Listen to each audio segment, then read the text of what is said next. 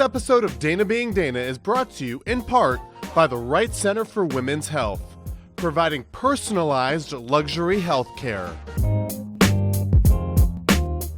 Hello and welcome to Dana Being Dana. That's me, and I'm thrilled you're with us. My show is about all different aspects of the human connection, things that bring us together, and living life intentionally. Women supporting women is an important part of Dana Being Dana because I believe that we do not do it enough. With me today are two women who have made careers out of supporting and uplifting others, women in particular. Michelle Jenks, founder of the Fusion Project, and Angela Rose, founder and executive director of P.A.V.E, promoting awareness, victim empowerment. How are you, ladies? Great. Thank you so much for being here. Thank you. P.A.V.E is responsible for our t-shirts. That's right. And you'll tell us about that shortly. But first, I want to start with you, Michelle. Can you talk about the Fusion Project and why you started it? I started it 5 years ago. And the backstory is I had years of working with women in rape crisis centers and my own personal experience. And when I heard someone talk for the very first time about sex trafficking, I was appalled and felt like I needed to do something. And I always thought it would be on the recovery end with women and children, but it ended up that I really felt called in the middle of the night one night to help the girls that are in the midst, and boys that are in the midst of being trafficked, and that age is 12 to 14. So it made sense to do something with junior high girls to empower them. And as I did research, I realized that the things that make them vulnerable to that kind of behavior makes them vulnerable to lots of other things, being bullied, being in unhealthy relationships, anxiety. So we kind of put it all together to put a program together for the girls so that they would be empowered and they could find their voice and make wise choices instead of feeling like they were being a victim. What type of female is most at risk for sex trafficking? If you're a female, that's really every girl. And that's the hard thing about this is that you never want to blame a girl, hence the shirt. There's never a reason why a female or a male should ever get blamed for that.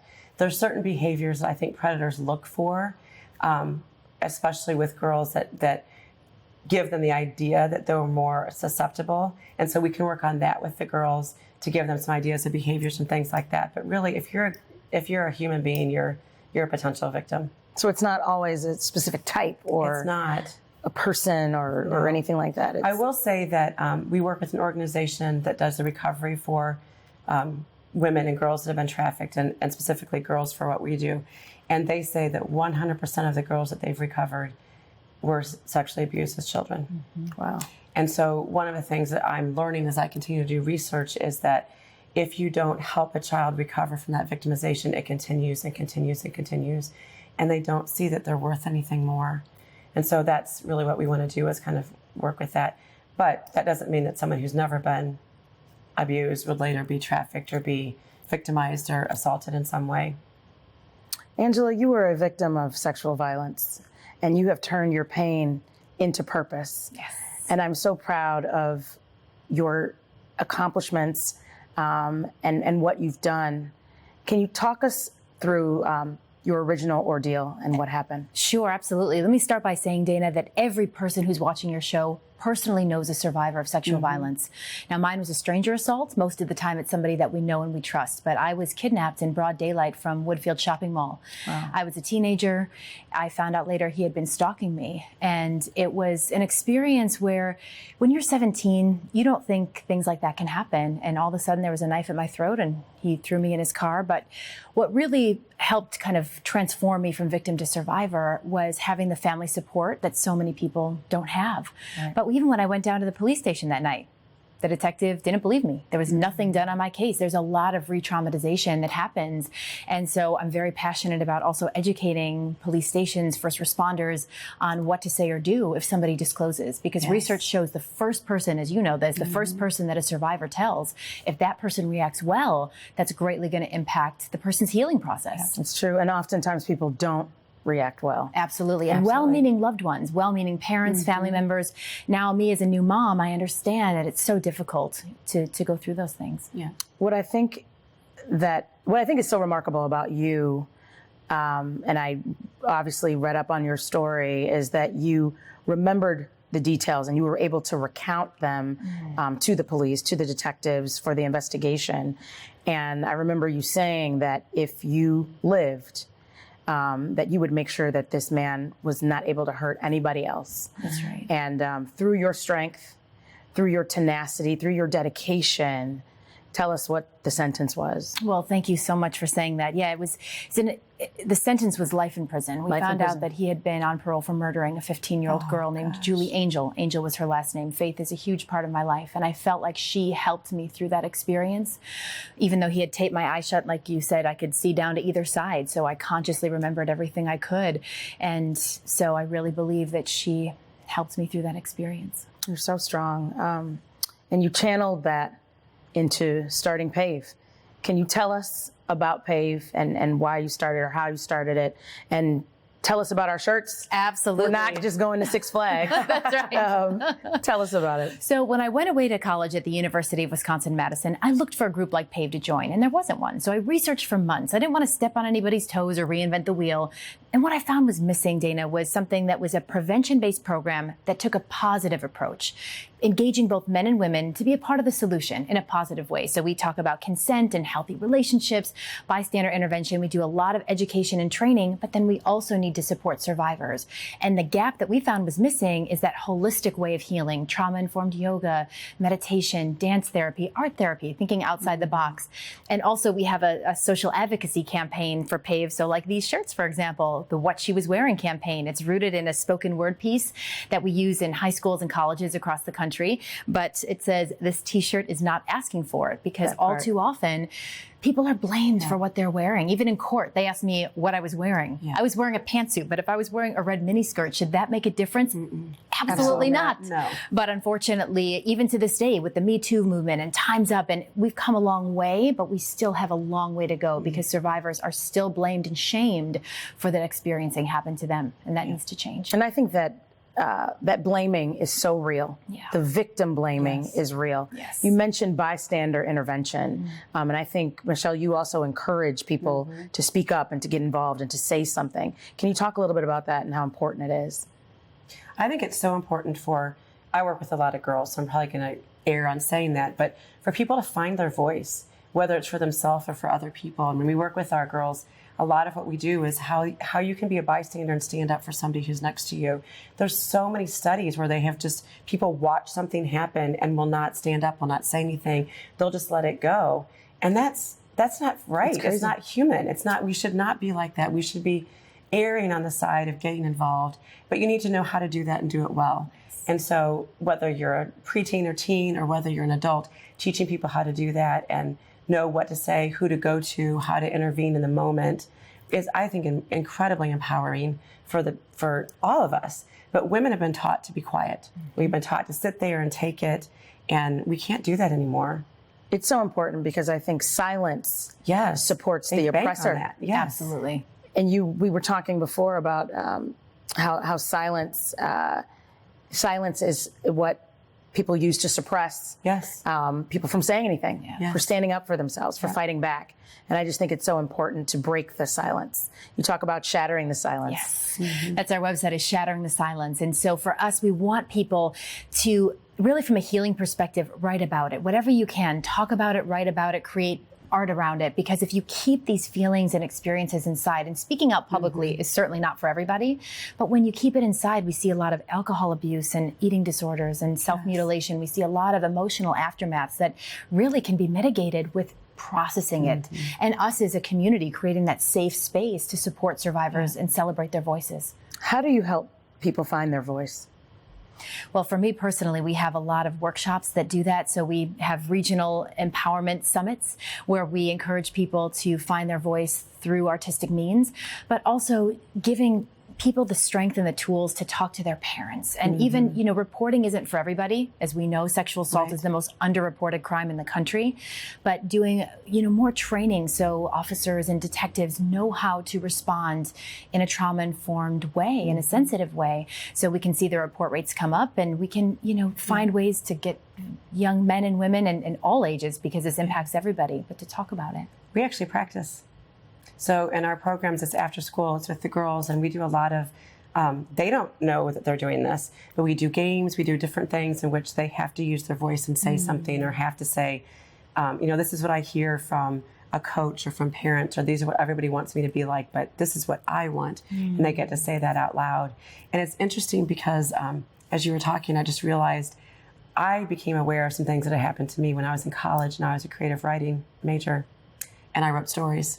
And that's how it came out for the first time, was just writing the stories. Wow. And thinking I had told nobody, not my family, not my sister, like my parents, my sister, nobody. And it had come out in creative writing.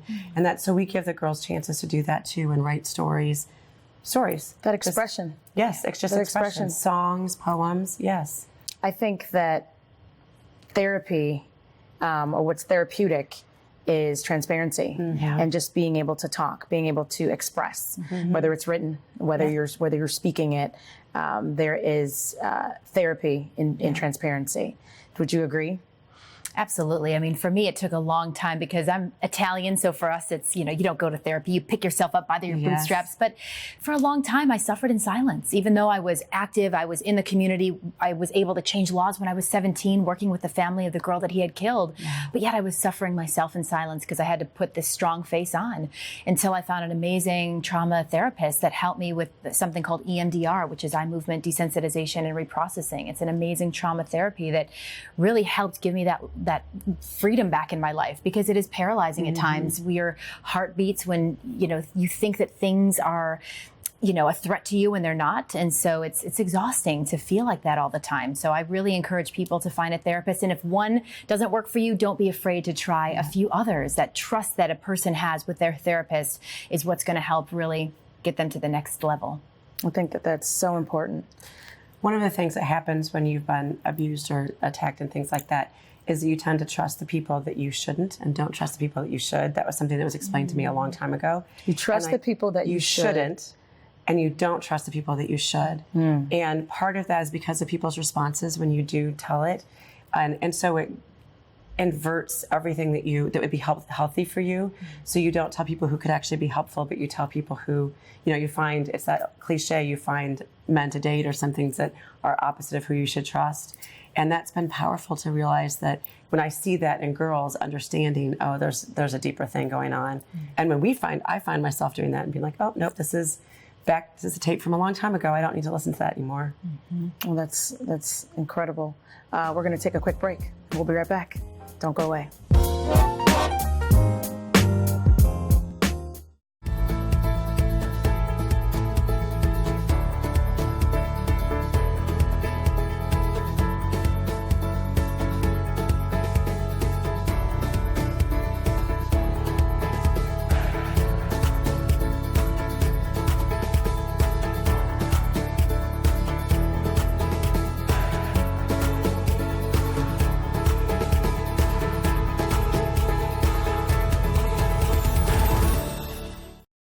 This episode of Dana Being Dana is brought to you in part by the Right Center for Women's Health, providing personalized luxury health care. Welcome back to Dana Being Dana. I am talking to good friends of mine, Angela and Michelle, who both have organizations, P.A.V.E. and the Fusion Project, respectively, that support victims, women, children, in being stronger, surviving, and not only surviving, but thriving. The statistics on sex assault and sex trafficking are startling. Can you tell us some of those? Well, during our little break, we were talking, and I think statistics are not super, they're not the same, and it goes all over. But it can be anywhere from 1 out of 4 to 3 out of 4 girls by the time they're 18 have been somehow assaulted or abused or trafficked, all of that. But trafficking, and you and I have talked about this a lot, trafficking statistics are startling because we think it happens over there. We think about people getting taken. We think about all those things. But it happens in every single zip code. There's not one zip code in the United States that is free of trafficking. And every year there's over 300,000 girls that are trafficked. So that's appalling. If you put that in statistics for sexual abuse, it's even worse. And I can't remember the number off the top of my head, but I should remember it being millions of children who are, and young adults who are abused. And assaulted. Are men victims as well? Absolutely. Yes, they are. And that's even a lesser reported, so it's very hard to get the numbers. When I worked at the Rape Crisis Center, the most horrible calls, it brings tears to my eyes to think about it, were from men. Yeah. And part of it, which is horrible, is that we are used to women talking about it and girls talking about it, but for a boy to feel, or a man to feel victimized and to know that their body part in some way failed them. It didn't fail them, it was doing what it was supposed to do. But it can be so traumatic for men and boys that it's even more underreported. And their way of getting through it is different, don't you think? Absolutely. One of our P.A.V.E. ambassadors is Flip Rodriguez, who's on American Ninja Warrior. And he was a male survivor. He was abused from the ages of like 9 to 14 by his father. And so he felt a lot of shame, and he wore this mask on the show until one day he took off the mask and in front of millions of people said, you know what, that is not my shame. And millions of people responded saying, thank you for your voice, because this is a TV show that people, would watch with their families. And it gave this great foundation for people to talk to their kids, boys and girls, about sexual violence and those kinds of things, and empowerment. I love how you use the word thriver, right? I always say it's a journey from victim to survivor to thriver. Yes. It's so true. Yeah. I want to talk about grooming. I was just going to say that fits perfectly with what we're talking about. Absolutely, because grooming is the setup, and it doesn't happen immediately. Yes. These things don't always come quickly. Right. A lot of times people are targeted, and it's a buildup over time. Yes. And people don't realize that it's whittling away at self-esteem or comfort or understanding of a person. Creating trust. Creating trust. Not just with the potential victim, but with the whole family. Creating dependency. Yes. Making somebody dependent on them or, giving gifts or spoiling. And it blurs the line. So then you're unaware when something happens that it was even bad. Yeah. How can this person who's done all of these things to me, for me, so nice to me, hurt me? Yeah, hurt me. Yeah. And then sometimes it's the tearing down. They build you up, and then they tear you down emotionally, and then sometimes physically to reel you in. So you spend time kind of like in quicksand, trying to please. Yes. And then you end up doing things or making decisions that you may not otherwise because your self-esteem has been compromised. Yeah. And most of the time, these are repeat offenders. You look at Larry Nassar, who was the doctor for all the gymnasts. Exactly. You look at Bill Cosby. I mean, there's so many examples of these men who are, and I know women also can be perpetrators, but overwhelmingly they are men, and they find ways to just build that trust. And I mean, sometimes there could be dozens and dozens and dozens of survivors, but because it's somebody that person knows, it's very underreported. Yeah. People don't want to even tell their families about it because it's so embarrassing and confusing. And they think it's their fault. Yes. They think that they brought it on. Yes. And, part of grooming is that sense of, oftentimes, and it's horrible, but in families or situations, more often than not, the perpetrator is somebody that we know, which you said already. And so they will be in situations where they might be holding a small child in a group of their family, touching the child, and no one's doing anything. The child's looking around and seeing that no one's responding. And so therefore, this must not be wrong.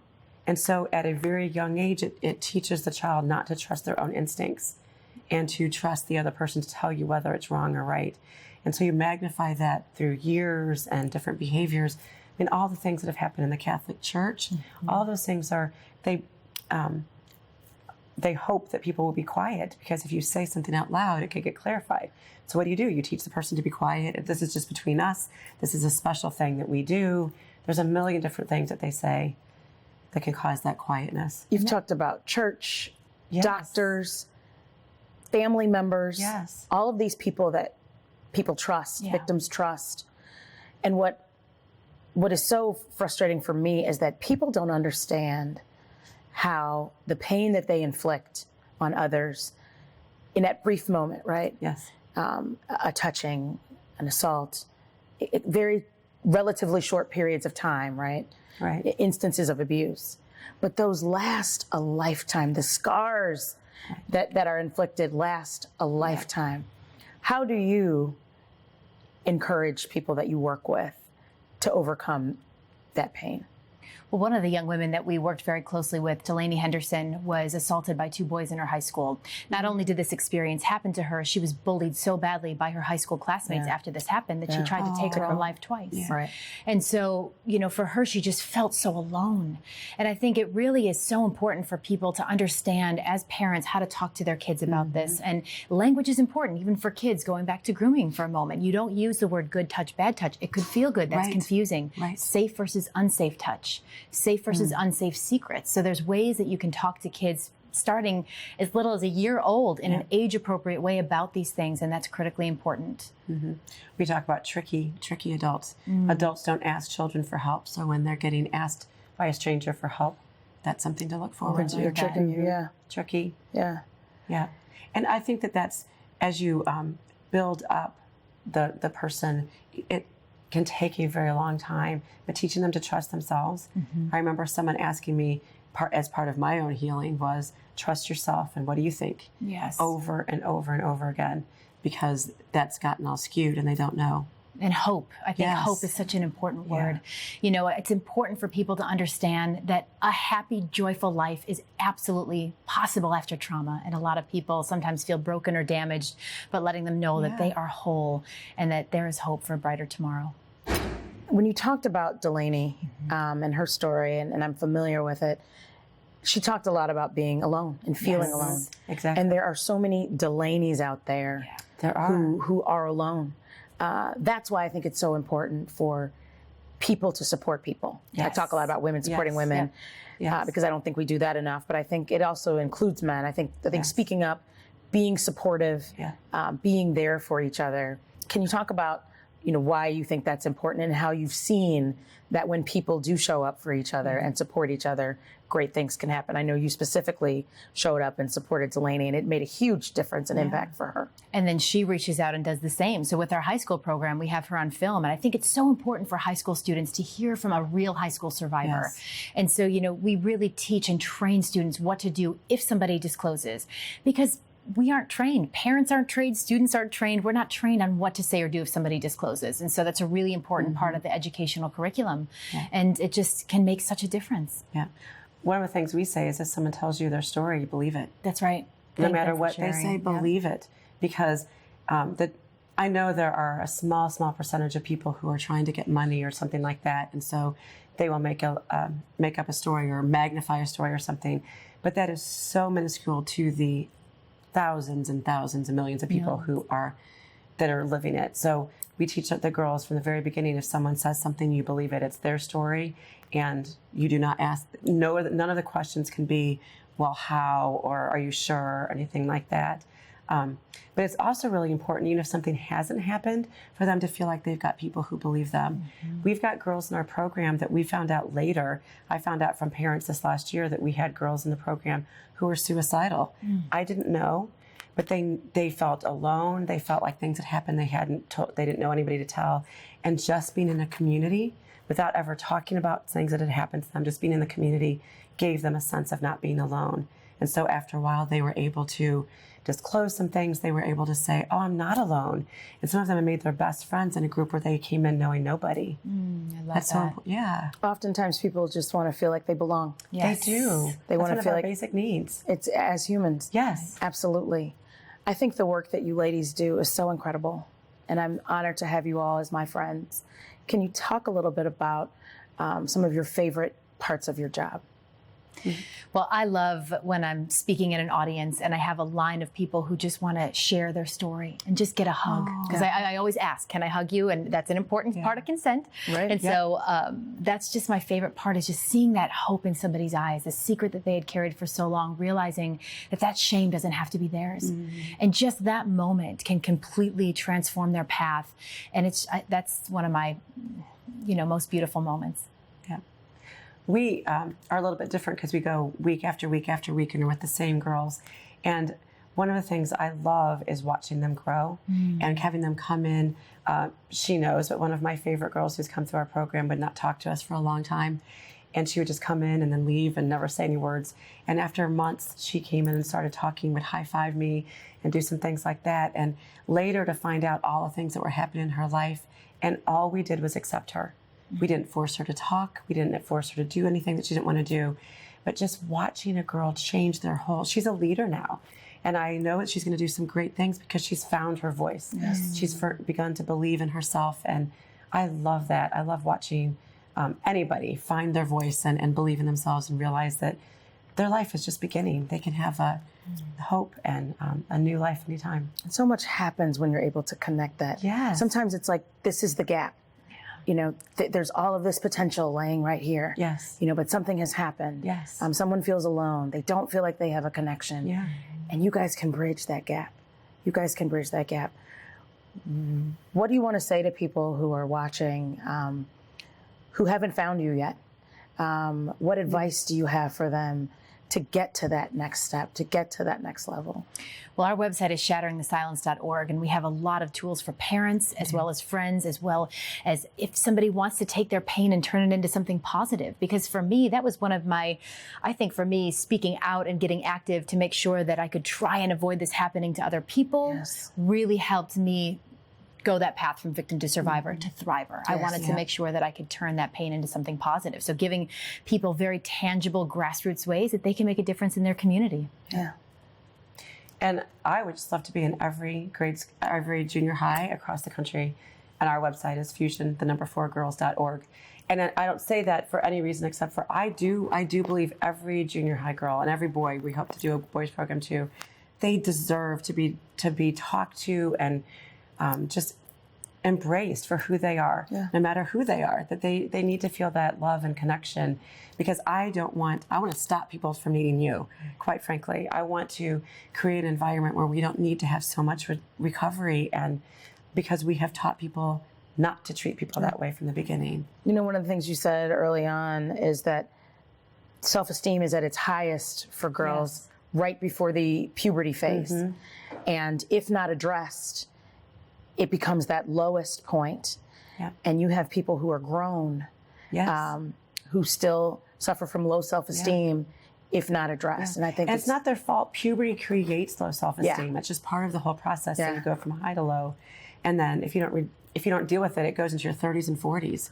And so that's if we can deal with that when they're in junior high, what a difference their life will be like. What a huge difference. And I love the difference that you all are making in so many lives. You're such a blessing to others. You help others thrive, and you're thriving yourselves. And I just appreciate you. And so I'm just so happy that you've joined me for this episode, because I think talking about this stuff is so incredibly important. When women shine their light in the same direction, it is a beautiful brilliance. Here at Dana Being Dana, we hope to be part of the movement of women finding their voice and using their power to support one another in meaningful and tangible ways. Hopefully you have been entertained, if not encouraged or inspired. I do not promise to be an expert, nor do I have all the answers. I'm just Dana being Dana. See you next time.